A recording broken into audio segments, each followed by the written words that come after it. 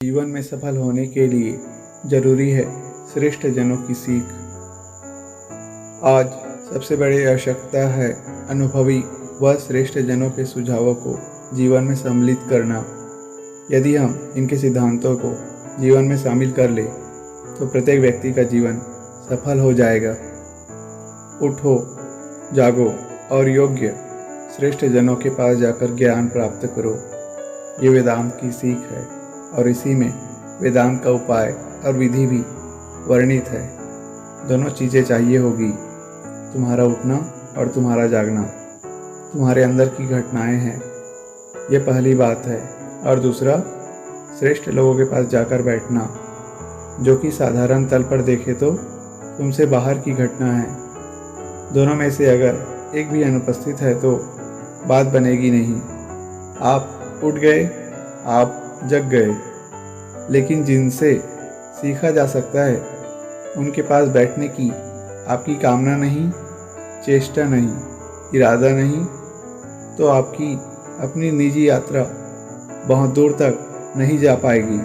कारण स्पष्ट है, मनुष्य जिस प्रकार प्राकृतिक तौर पर निर्मित है, उसकी अपनी व्यवस्था ऐसी है ही नहीं कि उसे मुक्ति की ओर भेज दे। बहुत कठिन है अंतः प्रेरित होकर ज्ञान के मार्ग पर आगे बढ़ते रहना।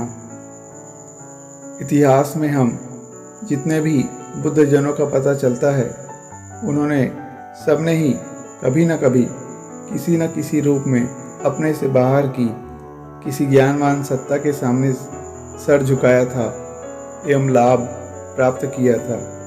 बुद्ध जंगलों में 10-12 साल भटके और क्या कर रहे थे? जितने भी उनको योग्य ज्ञानी पंडित सूझ सकते थे, सबके पास गए, सबसे पूछा, सबसे सीखा। कहीं भी प्यास बुझी नहीं तो एक के बाद एक आगे बढ़ते गए।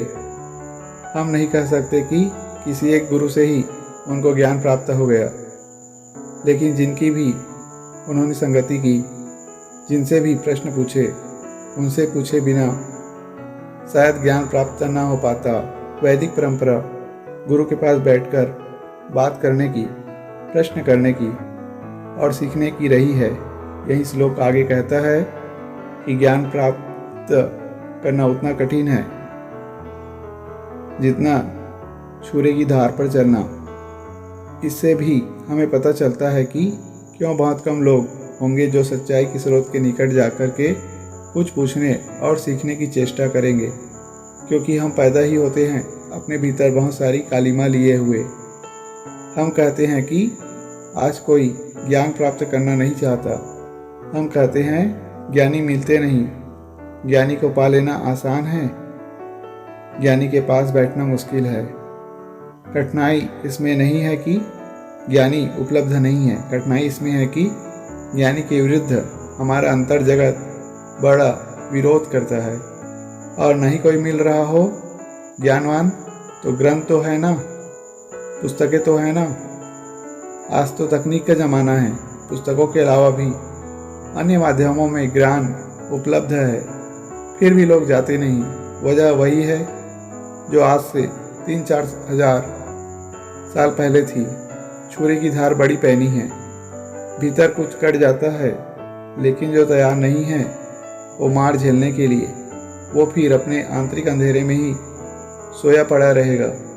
ऋषियों को यदि कहना पड़ रहा है उठो जागो, तो इसका अर्थ यही है ना कि जिसको संबोधित कर रहे हैं वो सोया पड़ा है, अपितु वो जो सोया पड़ा है वो हम सबकी आरंभिक अवस्था है।